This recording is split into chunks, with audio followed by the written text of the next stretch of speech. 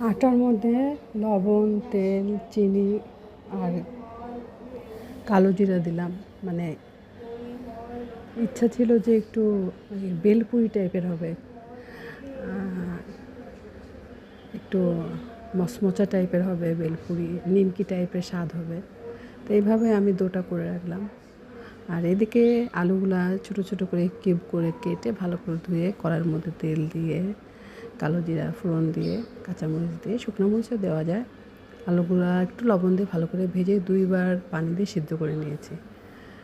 তারপর ঝোলের পানি দিয়েছি। আর যখন বলক হয়ে উঠেছে, বলক দিয়েছে পানি, ঝোলের পানিটা, তখন চালের গুঁড়া বা একটু কর্নফ্লাওয়ার গুঁড়িয়ে দিলে ঘন ঘন হয়, একটু থিক ভাব হয়, তখন আমি নামিয়ে নিই।